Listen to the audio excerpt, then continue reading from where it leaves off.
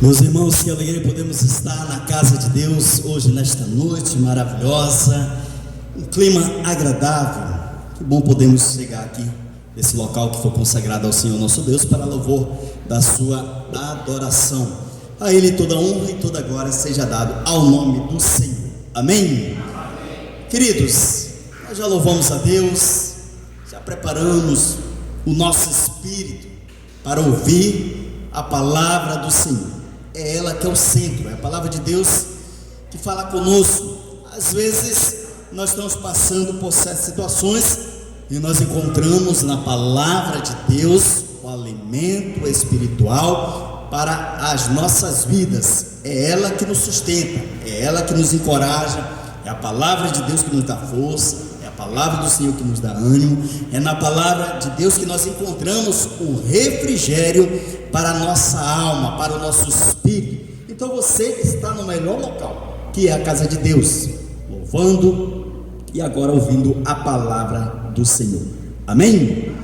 Atos capítulo 21. Os irmãos que têm suas Bíblias, aquele que não tem Bíblia, possa compartilhar com os nossos irmãos a palavra do Senhor.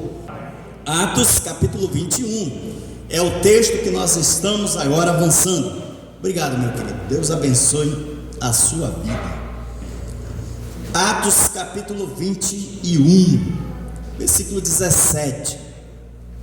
Vamos ler a palavra do Senhor. Atos capítulo 21.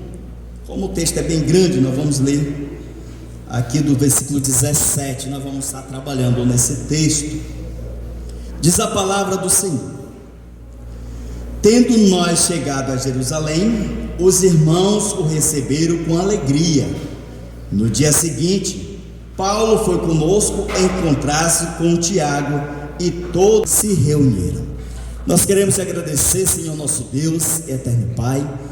Obrigado a Deus pela tua palavra, pelos teus ensinamentos. Rogamos a Deus porque ela é o centro, é ela que fala conosco. E nós apenas somos aquelas pessoas que ouvimos, e não somente ouvimos, mas possamos colocar em práticas essas verdades que vêm do Senhor.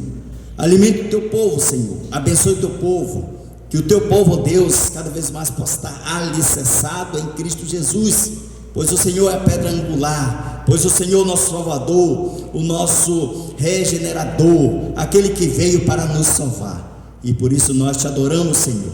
Também a nossos amados que estão ouvindo nas redes sociais, Senhor, que o Senhor abençoe também suas vidas, e que a salvação possa chegar àquelas pessoas que ainda não te conhecem, Senhor. Usa-me como instrumento às mãos, para que eu venha falar do Senhor. E assim nós oramos e te agradecemos, em nome de Jesus. Amém. Pode se sentar, irmãos.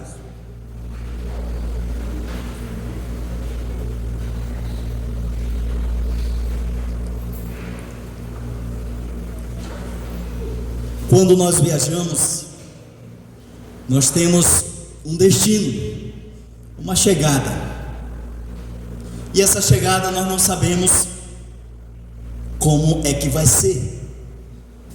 Você que viaja e vai até o local, mesmo se for por trabalho ou se for por missão, nós não sabemos o que vai acontecer.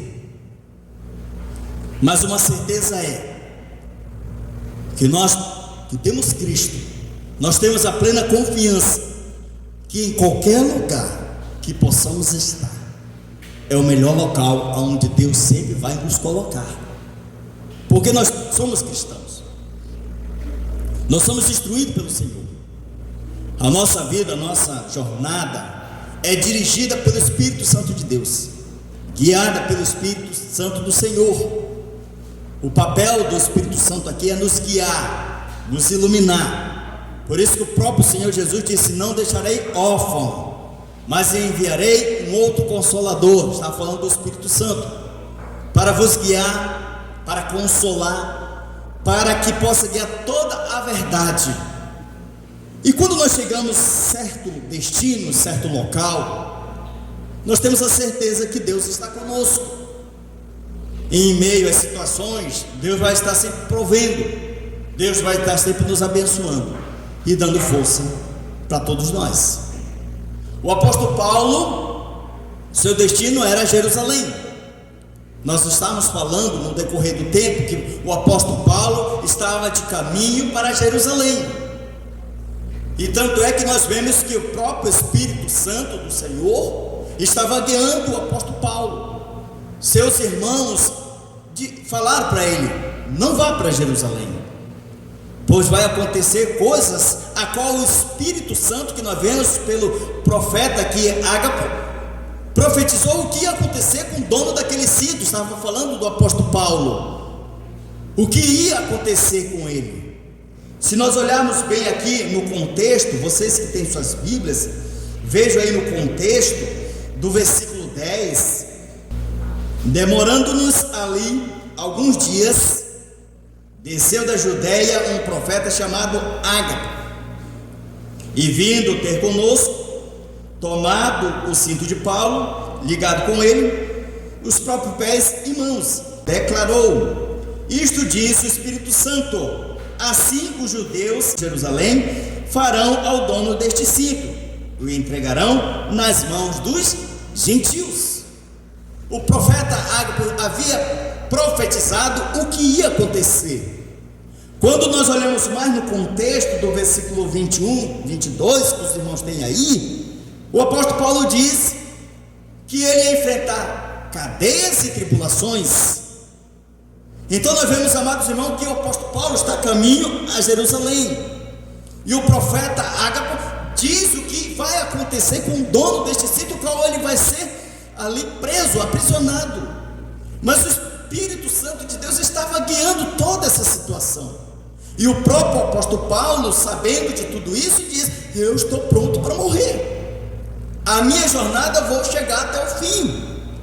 E até nós falando a respeito da comparação de Jesus com o apóstolo Paulo, também sua trajetória, o próprio Cristo sofreu e falou também: assim serão com aqueles, que aconteceu com os apóstolos, com os profetas que vieram antes de vós, assim também sucederá aqueles que servem ao Senhor. E o apóstolo Paulo aqui, irmãos, sabia desses acontecimentos, mas mesmo assim ele estava movido e guiado pelo Espírito Santo de Deus, pela sua missão a chegar a Jerusalém. E tanto é que nós vemos aqui a chegada do apóstolo Paulo. Ele chega agora no destino que é Jerusalém. E como é a sua chegada nesse local? Nós vemos aqui que a chegada do apóstolo Paulo a Jerusalém foi recebido com alegria. Seus irmãos se alegraram em ver o apóstolo Paulo chegando em Jerusalém. Por que isso? Porque é um espírito de comoção, é um espírito que a Bíblia diz que o Espírito testifica que nós somos filhos de Deus, e nós somos movidos quando nós recepcionamos e encontramos cristãos, servos de Deus, que adoram o nome do Senhor, que são missionários, que são pastores, que são servos, que proclamam o Evangelho de Cristo, que chegam no destino. E quando você vê um irmão chegar numa cidade, comovido de tanta alegria, e assim a palavra de Deus diz que eles se alegraram, a igreja de Jerusalém, os irmãos de Jerusalém, eles se alegraram. Olha só, o texto diz assim, versículo 17: tendo nós chegado a Jerusalém, os irmãos nos receberam com alegria. Tendo chegado ao destino que era de Jerusalém. No contexto, sempre nós falamos que o apóstolo Paulo estava indo a Jerusalém.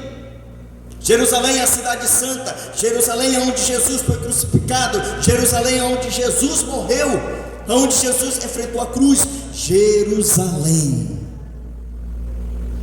a terra do povo de Deus. Tendo chegado em Jerusalém, os irmãos receberam o apóstolo Paulo com alegria, porque esse é um fruto do Espírito Santo, esse é um fruto da igreja, irmãos, receber com alegria. Você que é cristão, vive alegre. Demonstra a tua alegria, demonstra o teu entusiasmo, porque você é cristão, porque você serve ao nome do Senhor. E a Bíblia diz que, o apóstolo Paulo diz, quando nós vemos, ou seja, em Atos capítulo 2, que a igreja, ela era uma igreja alegre, movida pelo Espírito Santo de Deus. A igreja, ela tem que ter isso, alegria. Sabe por quê? Porque primeiro passo, Jesus te salvou. Primeiro passo, Jesus te salva, Jesus te alimenta, Jesus te dá uma igreja para assistir, Jesus te abençoa com tantas coisas nessa vida, na nossa caminhada. Como igreja de Cristo, nós temos que viver o quê? Alegres, transmitindo alegria. Quando nós olhamos aqui, só quero ver aqui com os irmãos, pego lá em Gálatas, os irmãos que tem sua Bíblia aí, olha só, Gálatas, capítulo 5, versículo 22, amém? Mas o fruto do Espírito é amor, alegria, paz, longanimidade, benignidade, bondade, fidelidade, mansidão, domínio próprio. Contra essas coisas não há lei. O que tem aqui? A alegria. Mas o fruto do Espírito Santo é alegria. Então a igreja, ela tem que viver alegre, ela tem que demonstrar alegria aos seus irmãos, demonstrando uma alegria que vem do Senhor. Por quê? Porque eu sou salvo de Jesus Cristo. Eu estava perdido, eu estava condenado, sentenciado a condenação. Agora Jesus me salvou, então eu vou demonstrar essa alegria. Eu adoro o Senhor com minha alegria, eu adoro o Senhor com a minha vida e demonstro isso no meu louvor, na minha adoração, naquilo que eu estou fazendo. Então não importa a circunstância, se você está sofrendo, mas demonstra essa alegria que você tem Cristo, porque é isso que Deus faz, mesmo nos sofrimentos. Eu vi uma história de uma jovem que ela estava prestes a morrer, e fizeram uma entrevista com ela. Aquela mulher tinha os seus dias contados, mas ela falou para aquele repórter e disse: sabe por que eu estou assim? Eu sei que vou morrer, mas eu estou alegre, porque eu vou me encontrar com o meu Senhor. Então ela demonstrou essa alegria. Ele disse assim: como que pode uma pessoa saber que vai morrer e mesmo assim viver alegre? Porque a nossa vida não é aqui na terra, irmãos. Tem gente que quer viver para sempre aqui na terra. Eu vi, não voltarei, não vou levar nada desta vida. Por isso que nós temos que nos alegrar mesmo nas dificuldades, mesmo no sofrimento. Eu tenho que estar alegre, porque eu tenho o meu Redentor e tenho a certeza que Ele tem poder para me guardar, para me livrar e me tirar deste mundo vil e me transportar para uma glória que é para sempre com o Senhor. Ou seja, você vai morrer, eu vou morrer, mas o dia que partirmos, a certeza que nós temos com Cristo, nós vamos nos encontrar com Ele, e por isso que nós temos a alegria de sermos cristãos, amém? Amém. É isso. Então alegra-se o teu coração, a tua vida. O que você está passando? O que você está enfrentando? São cardos e abrolhos?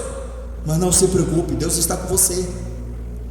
Deus quer que você continue sendo aquele homem, aquela mulher de integridade, de fidelidade, a qual está servindo ao Senhor. Nós estamos estudando Gênesis pela Escola Bíblica Dominical de manhã. Aqueles que faltaram, que não estão vindo na IBD, então repetindo um pouco aqui, ali nós vemos a história de José, um homem que sofreu, foi invejado pelos seus irmãos, foi sentenciado, colocado numa prisão injustamente, mas mesmo assim, pela sua fidelidade, pelo seu caráter, glorificava o nome de Deus. E nós vimos que da prisão onde ele estava, Deus tirou ele da prisão e exaltou, colocou ele num cargo de governador do Egito. Esse é o poder de Deus, que faz com que aquelas pessoas, mesmo diante das situações, Deus não deixa os seus filhos. Pelo contrário, Deus sempre exalta. E ali aconteceu com a vida de José, da humilhação agora para a exaltação. Governador, e Faraó disse: tu serás apenas depois de mim, as tuas palavras todos vão obedecer e se prostrar, reverenciar. Tu é um homem sábio, tu é um homem de conhecimento, a qual tem um juízo, a qual vai saber administrar aquele reino. Vocês estão entendendo o que Deus fez na vida de José? Assim Deus também pode fazer em nossas vidas, irmãos. Mas basta crermos no Senhor, confiarmos no Senhor. Como eu disse agora há pouco, eu não sei o que você está passando. Deus sabe, Deus conhece a tua vida, a tua trajetória, porque é Ele que é onisciente, onipresente, onipotente. Esses atributos são de Deus, ao qual não só pertencem a nós, mas sim somente a Deus. Então Ele conhece o teu pensamento, Ele conhece o teu falar, o teu agir, o teu andar, o teu caminhar. Antes da palavra sair da nossa boca, Ele já conhece, já sabe de tudo. Ele sabe o futuro, o que vai acontecer em nossa vida. Ele é um Deus que foi de ontem, de hoje e de sempre. Ele é um Deus que sabe todas as coisas. Mas o que Ele quer de nós, o que? Fidelidade. Vocês olhando para os reis, os profetas, o próprio profeta Isaías, ele foi cerrado ao meio. O profeta Isaías foi cerrado ao meio, segundo diz a história, pelo rei Manassés. Vocês acham que Jeremias, diante de tudo passou também por situações, não foi colocado numa cisterna? Vocês acham que esses homens de Deus não tiveram também seus momentos difíceis? Embora são cristãos, embora são homens descritos como os heróis da fé, ali nós vemos Raabe, a prostituta, que se converteu a Deus, não teve também seus momentos difíceis? Vocês acham que esse povo também não tiveram seus momentos de fraqueza, como Davi caiu? Vocês acham que também a cada um desses não tiveram seus momentos complicados, como família? Se nós olharmos a história ali de Isaac, nós vemos aquele conflito familiar. Irmãos, esses homens passaram por dificuldades, e nós também passamos, porque nós somos seres humanos, nós somos cristãos, mas não estamos isentos de provações. Nós não estamos isentos de dizer que nós não vamos sofrer nessa terra, porque Cristo sofreu, os homens de Deus sofreram, e nós não somos melhores que eles. Mas a diferença é que esses homens que nós relatamos aqui, tudo isso eles buscaram no Senhor e resistiram firme e creram no Senhor, e o Senhor foi abençoando o seu povo. E é isso que Deus quer de nós também, para sermos abençoados, continuarmos com nossa integridade em nome de Deus, pois Ele está agindo, Ele é que controla a história, Ele que governa o mundo, é Ele que conhece todas as coisas, é Ele que vai abrir as portas, se ainda as portas para você ainda não estão abertas. Ah, pastor, o Senhor ainda não está me alegrando. Não estou aqui para alegrar ninguém. Eu estou aqui para colocar que você deve confiar em Deus. É nele que você deve se apegar. É nele que você tem que fazer como Tiago, joelho de camelo, que orava ao nome do Senhor. Assim como Ana orou e teve um filho, assim como outros que são fervorosos em oração, devemos também orar. Porque Deus está dando, irmãos, a oportunidade de chegarmos à casa dele, de engrandecermos com os nossos lábios, como nós falamos, alegrei-me quando me disseram, vamos à casa do Senhor, cada domingo, cada culto, chegando com alegria, mesmo com dificuldade. Eu não sei, você passou no dia de hoje, pode ter ido a luz embora, que ultimamente, pelo amor de Deus, ultimamente até colocaram uma placa lá, Amazonas sem energia, em todos os lugares. Eu não sei se você encontrou algum empecilho pelo caminho, ou você vinha de moto, seu pneu furou, como nós estávamos falando com o Pedro, né, Pedro? Veio um rapaz aqui que ele ia trazer, convidou, ele teve que pegar 3 motos, cada moto furava o pneu. O homem estava tão pesado que o diabo estava segurando na moto e furava o pneu. Mas mesmo assim Pedro trouxe ele. Pedro trouxe ele. E quando ele veio, ouviu a palavra do Senhor, e depois foi ouvindo a palavra de Deus, se converteu a Cristo e foi batizado, e é um cristão servindo ao nome do Senhor, amém? Amém. Deus salvando. Então não sei a tua história, a tua caminhada, mas Deus conhece. Mesmo com tudo isso, se alegre, glorifique o nome de Deus, assim como nós vemos aqui o povo de Deus se alegrando, irmãos. Pastor, mas eu estou com dores. Que Deus possa te curar. Ah, pastor, eu estou com dor no meu coração. Que Deus te console. Que Deus te dê forças para seguir. Que dê essa força que você precisa no momento difícil da sua história. Então a chegada de Paulo em Jerusalém foi marcado com o encontro dessas duas igrejas que nós falamos. Paulo, a igreja dos gentios, e nós vemos aqui Tiago, a igreja dos judeus.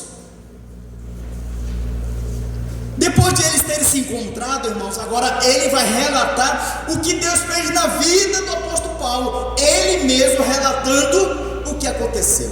Nós vemos aqui o relato de Paulo à igreja de Jerusalém, a igreja de Cristo. Paulo relata o que Deus fez com ele.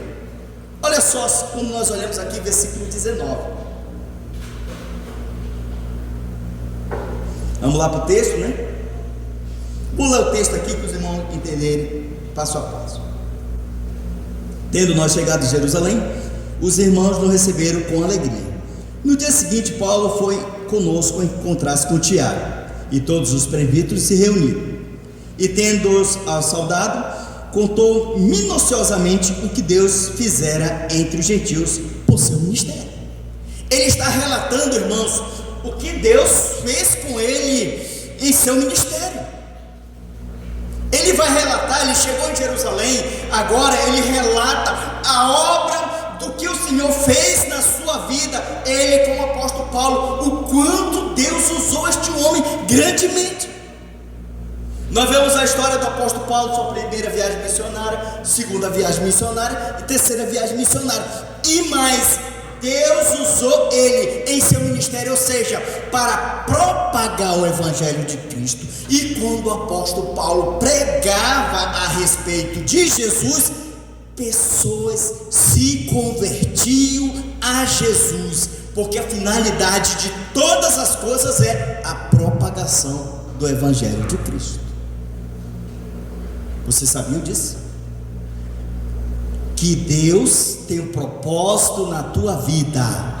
Qual é esse propósito? De você se converter e ser um anunciador do reino de Deus, de propagar o nome de Cristo, de ser um embaixador de Cristo, de ser um ministro de Cristo, para falar de Jesus. Então, o que Paulo está relatando aqui, que ele foi usado por Deus, e ele pregava o evangelho ousadamente, e pessoas se convertiam a Jesus Cristo, ou seja, pessoas deixavam das trevas, deixavam da guerra de Satanás e serviam agora a Jesus Cristo. Então é isso que ele está relatando. Quando nós fomos anunciar o evangelho de Cristo, e quando nós fomos relatar em outros lugares, o que você fez por Cristo?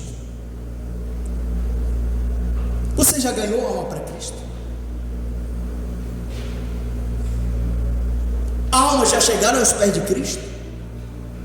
Porque esse relato é o que nós vamos fazer, o quanto Deus tem nos usado. E Paulo agora falou: andei de cidade em cidade, propaguei o evangelho, e muitos creram no nome do Senhor. Aí Paulo, quando relata, vai dizer: endemoniados se converteram a Cristo, que estavam com espírito imundos se converteram a Cristo, pessoas da alta sociedade, do alto escalão, ao ouvir, se converteram a Jesus. Quando Paulo chegava na sinagoga, pregava para os judeus e para os gentios, pessoas se convertiam a Cristo, deixavam a idolatria, deixavam outros caminhos, e agora serviam o caminho de Cristo. Então Paulo aqui está relatando o quanto Deus usou nesse ministério. O ministério é propagação de Cristo, do Evangelho de Cristo. Então ele está relatando a igreja, contando o quanto Deus fez na vida dele. Não que ele tinha poder de salvar aqui. Paulo não tinha poder e nós não temos poder. Mas ele está relatando que ele propagou o Evangelho e pessoas se converteram ao reino dos céus. E isso fica aqui de motivação para nós. Eu vou sair dessa porta e vou anunciar Jesus para outras pessoas que não te conhecem, porque você é um salvo. E o objetivo do salvo é fazer discípulo. Quando nós olhamos lá em Mateus capítulo 28, Jesus disse: ide, fazei discípulo de todas as nações. Então o Senhor diz: fazer discípulo. O que é fazer discípulo? É propagar o Evangelho de Cristo para que eles venham se converter e se tornar um discípulo de Cristo. Discípulo fazendo discípulo. Então o meu propósito aqui é levar pessoas ao reino de Deus. O meu propósito aqui é que pessoas conheçam Cristo, que Ele é o Salvador, que Ele é o Redentor, é Ele que liberta. E conhecereis a verdade vos... Eu sou o caminho, a verdade e a vida. Eu sou o caminho. Você coloca que Jesus é o caminho, e que Ele é a verdade e que Ele é a vida. E quando você vai em Romanos capítulo 5, ali nós vemos aqui: justificado por mediante a fé, temos paz com Deus. E quando nós vamos em Romanos capítulo 8, não há condenação para aqueles que estão em Cristo Jesus. E quando você vai para o Evangelho de João capítulo 3, versículo 16, o que diz assim? Porque Deus amou o mundo de tal maneira que deu seu Filho unigênito, para que todo que nele crê não pereça, mas tenha vida eterna.